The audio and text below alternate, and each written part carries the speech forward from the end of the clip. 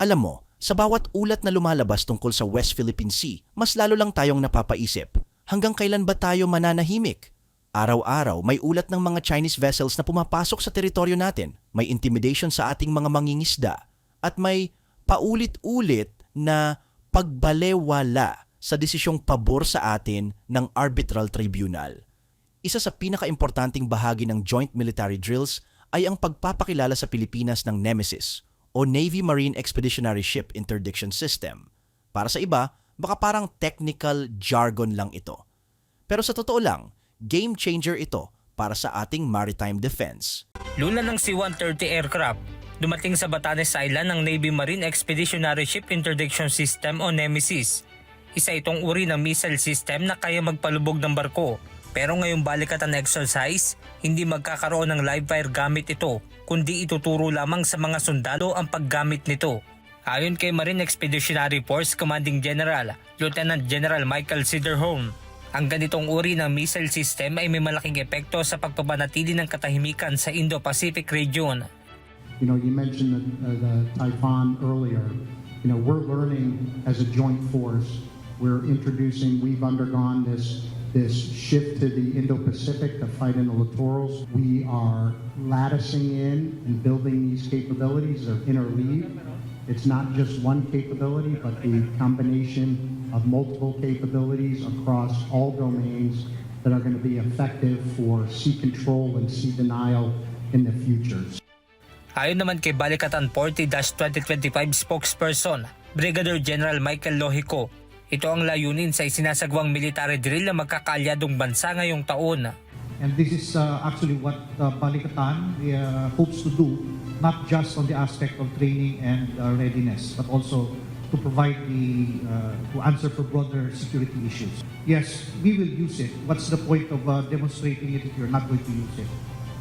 And I think this answers back to the entire objective of the exercise as mentioned by General Cederholm. It is not just an exercise. Samantala, nitong Miyerkules ay nilagdaan ni New Zealand Minister of Defense Judith Collins at Department of National Defense Secretary Gilbert Teodoro ang Status of Visiting Forces Agreement. Nakasaad sa naturang kasunduan ang pagpapalakas ng military exercise ng Pilipinas at New Zealand. We're just going to continue doing the work we do around the law of the sea and also around the rules-based order. And as a maritime nation, we appreciate the ability to be able to sail in international waters. It will help interoperability in terms of HADR between our troops. And it will also allow the New Zealand and the Philippine Armed Forces to interact with other troops in the Philippines and elsewhere. Samantala, isang panibagong command naman sa Armed Forces of the Philippines ang masusing pinag-aaralan na kung saan layo ng pagkakaroon ng mabilis na reaction time sa pagresponde sa isang insidente. And so with all of these things, the fusion of all of this comes to mind ito, no? Parang the same ito as what Japan has, no? Sa kanila, ang dali nilang mag-react, hindi lang for defense but also sa mga sakuna, no, for HADR. So this will actually foundation, no, and a basis for us to be able to quickly react for certain scenarios. Benedict Samson, UNTV News and Rescue. Diyos ang aming sandigan, serbisyo publiko ang aming pinahahalagahan. Heto na, parang may bagong simula. Sa balitang to, nakita natin ang aktwal na paglalapat ng bagong direksyon sa depensa ng bansa. Yung hindi lang puro salita, kundi may galaw, may plano, at may teknolohiya. Itong Nemesis ay isang missile system na kayang mag-target at magpasabog ng barko mula sa malayo, gamit ang precision-guided missiles tulad ng Tomahawk o SM-6. Ang lakas nito hindi lang sa range o sa impact, kundi sa mismong psychological deterrent effect. Ibig sabihin, kung alam ng mga kalaban na may ganito tayong armas, baka pag-isipan nilang mabuti bago pa sila pumasok sa teritoryo natin. Hindi na ito panahon para umasa lang tayo sa diplomatic protest. Kailangan nating ipakita na may credibility ang ating depensa. At sa ganitong klase ng capability, unti-unti na tayong napapabilang sa mga bansang may kakayahang manindigan, hindi lang sa salita kundi sa aktwal na kakayahan. Bukod pa dyan, itong Nemesis ay designed para sa mga bansang archipelagic tulad ng Pilipinas. Flexible siya, kaya pwedeng ilagay sa mga strategic na lugar, Palawan, Batanes o saan mang hotspot sa karagatan natin. Ang ibig sabihin nito, kung may banta sa kanlurang bahagi ng bansa, pwede tayong mag-deploy agad ng missile system na kayang sagutin yon. Hindi tayo helpless, hindi tayo bulag, at lalong hindi na tayo pipi.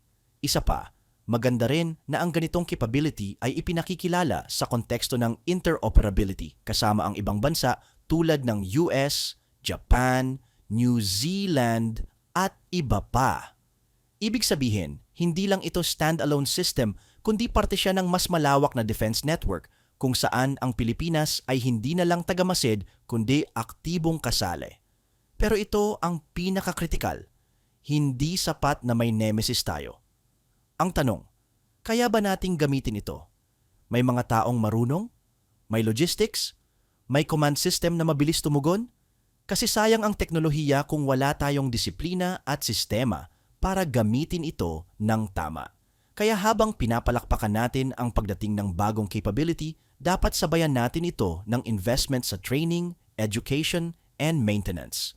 Walang silbi ang missile kung walang marunong magpatakbo nito.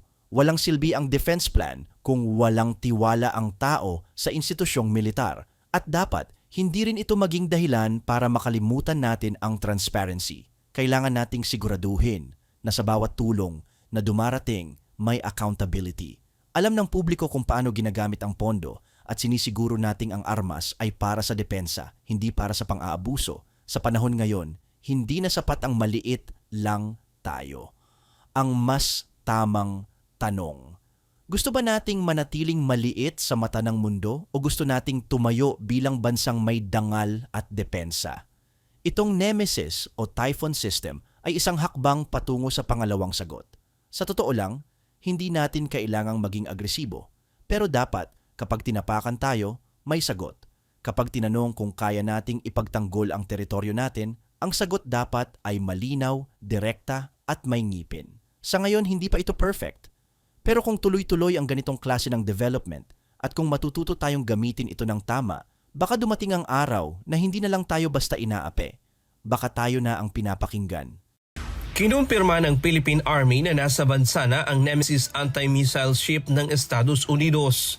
Magiging bahagi ito ng isasagawang balikatan exercise na magsisimula sa susunod na linggo. The Nemesis, I will confirm that it's already in country. I will not say where, but it is going to participate. It's going to be part of the exercises. Matatanda ang ipinangako ni US Defense Secretary Pete Hegseth nang bumisita ito noong March 28 na magde-deploy sila ng mga advanced capabilities sa bansa. Kabilang na ang Nemesis anti-missile ship para sanayin ang mga Pilipinong sundalo upang matugunan ang mga banta sa bansa. Ang Nemesis o Navy Marine Expeditionary Ship Interdiction System ay isang ground-based anti-ship missile system ng US Marine Corps. Isa itong mobile missile launcher na maaaring gamitin sa mga baybaying lugar upang pigilan ang barkong pandigma ng kalaban mula sa lupa. Kaya nitong tumama sa layong higit sa 100 nautical miles. Noong nakaraang taon, naunang idineploy sa bansa ang MRC o Mid-Range Capability Missile ng Estados Unidos na ginamit sa Salaknib exercise kung saan binatikos ito ng China. Isasagawa ang balikatan exercise sa operational area ng Western Command at Northern Luzon Command mula sa Palawan hanggang sa Batanes. Sinagot naman ni General Lohico ang anumang reaksyon ng China ukol dito. Every country, big or small, has the absolute and inalienable right to defend itself. That means that we also have a right to train for that defense and with the partners, our treaty allies. So what we are just doing is in consonance with our mutual defense treaty. Natanong din kung mananatili sa bansa ang Nemesis pagkatapos ng balikatan. Ito ang tugon ng sundalo ng US.